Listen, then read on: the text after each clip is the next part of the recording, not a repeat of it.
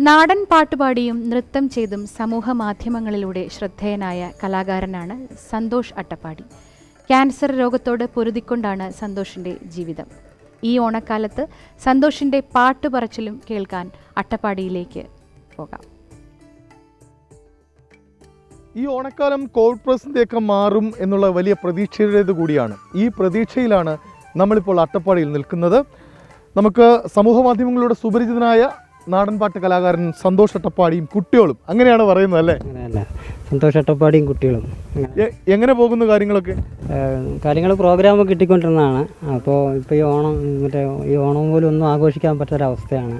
ഈ കൊറോണയുടെ ലോക്ക്ഡൗണും എല്ലാം കൂടെ ആയപ്പം പരിപാടികളൊന്നുമില്ല, ആകെ കഷ്ടത്തിലാണ്. അപ്പോൾ അങ്ങനെ ഒരു 10 അങ്ങനെ പോയിക്കൊണ്ടിരിക്കുന്നു. പാടാൻ കൊതിയാവുന്നുണ്ട്, സ്റ്റേജുകളിലൊക്കെ പാടാൻ കൊതിയാവുന്നുണ്ട്. അപ്പോൾ പിന്നെ പാട്ട് കേട്ട് തുടങ്ങാം. സന്തോഷ് ചേട്ടൻ്റെ ഏറ്റവും പ്രിയപ്പെട്ട പാട്ട് ഏതാ? മണിച്ചേട്ടൻ്റെ ആലങ്ങട്ടങ്ങാടി കള കളിക്കുമ്പോൾ എന്ന പാട്ട് ഭയങ്കര ഇഷ്ടമാണ്. തുടങ്ങാം അല്ലേ? ആലങ്ങട്ടങ്ങാടി കള കളിക്കുമ്പം കാലം ചെറുതാടിയേ പെണ്ണെ, കാലം പിടിച്ചു നടക്കണ പ്രായത്തിൽ ആരു ചതിച്ചതടി, കുന്നിൻ ചരിവ് മറവറ്റി പോകുമ്പോൾ ഞാനും കൂടെ ഇല്ലേ പെണ്ണെ, കുന്നു മറഞ്ഞു നീ പോകുമ്പോൾ എന്തിനാ കണ്ണു നിറയുന്നേ. സ്വാഭാവികമായിട്ട് മണിച്ചേട്ടനാണോ ഏറ്റവും പ്രിയപ്പെട്ട? മണിച്ചേട്ടൻ തന്നെ ഏറ്റവും പ്രിയപ്പെട്ട. കാരണം മണിച്ചേട്ടൻ്റെ പാട്ട് കേൾക്കാത്ത മലയാളികൾ ഒരു ദിവസം പോലും ഉണ്ടാവില്ല. അപ്പോൾ ഇനിയും കേൾക്കേണ്ട പാട്ട് ഏതാ? ഓട്ടപ്പഴം പോലൊരു പെണ്ണിന് വേണ്ടി ഞാൻ കൂടപ്പുഴയാകെ അലഞ്ഞോലാണ്ടി, ആത്മാർത്ഥമായി ഞാൻ സ്നേഹിച്ച കാരണം എന്നെ പിരിഞ്ഞു നീ പോയില്ലേടി. നമ്മൾ ഫേസ്ബുക്കിലൊക്കെ ഒരുപാട് പാട്ടുകൾ കേൾക്കുമ്പോൾ ഒരുപാട് പാട്ടുകൾ മനപ്പാടമാണ്. ഈ പാട്ടുകളുടെ ഒരു വലിയ ശേഖരം തന്നെ കയ്യിലുണ്ടെന്ന് തോന്നുന്നു. നാടൻപാട്ടിൻ്റെ ഒരുപാട് ശേഖരങ്ങളുണ്ട് കയ്യിൽ.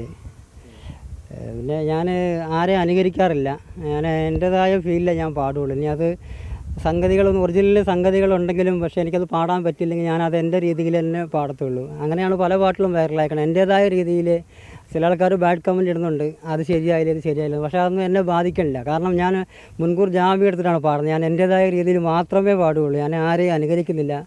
എന്നാലും ആൾക്കാർക്ക് എന്തോ പാട്ട് ഇഷ്ടമാണ്. ഈ അച്ഛൻ്റെ മോളുടെ ഒരു ഫോട്ടോ തന്നെ ഫേസ്ബുക്കിൽ ഇട്ടാൽ തന്നെ അത് ഒന്നും പറയണ്ട, അങ്ങനത്തെ ഒരു റേഞ്ചിൽ നിൽക്കുകയാണ്. അപ്പോൾ ഒരുപാട് ആൾക്കാർ അറിയാൻ തുടങ്ങി, എവിടെ പോയാലും ഇപ്പോൾ ആൾക്കാർ കൂടാൻ തുടങ്ങി ഇങ്ങനെ ഫോട്ടോ എടുക്കാൻ. കുറേ പരിപാടിയൊക്കെ കിട്ടിയിട്ടുണ്ടായിരുന്നു, പൊള്ളിയായിരുന്നു. ഇപ്പോൾ എന്താ പരിപാടിയൊന്നും ഇല്ലാത്തതുകൊണ്ട് ഭയങ്കര സങ്കടമാണ്. പൈസയെക്കാളും അത് പരിപാടി കിട്ടുന്നവരല്ലേ സങ്കടം.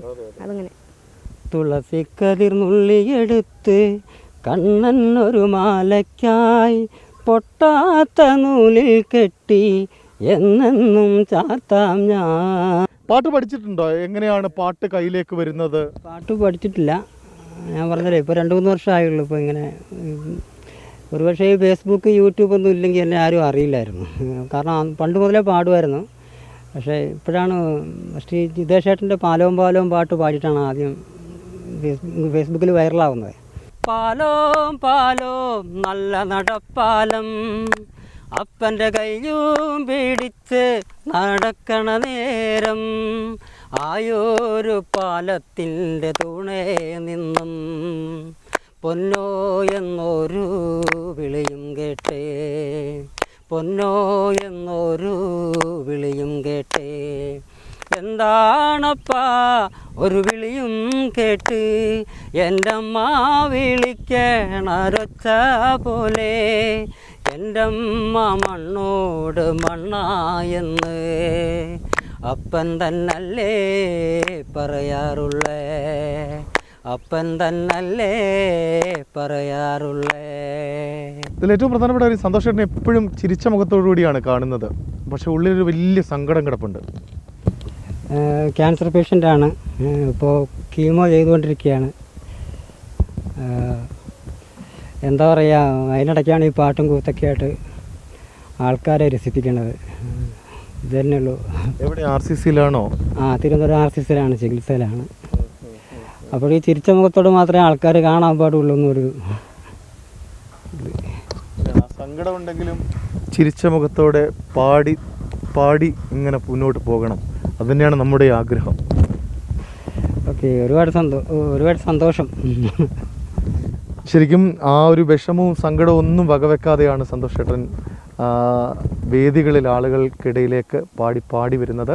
സന്തോഷ് ചേട്ടൻ്റെ ജീവിതം കൂടുതൽ നന്നായി മുന്നോട്ട് പോകട്ടെ എന്നുള്ള ആശംസാ പ്രാർത്ഥനയാണ് ഈ ഓണക്കാലത്ത് നമുക്ക് പങ്കുവെക്കാനുള്ളത്. ക്യാമറമാൻ പ്രശാന്ത് കുനിശ്ശേരിക്കൊപ്പം മഞ്ജുരാജ്, ഏഷ്യാനെറ്റ് ന്യൂസ്.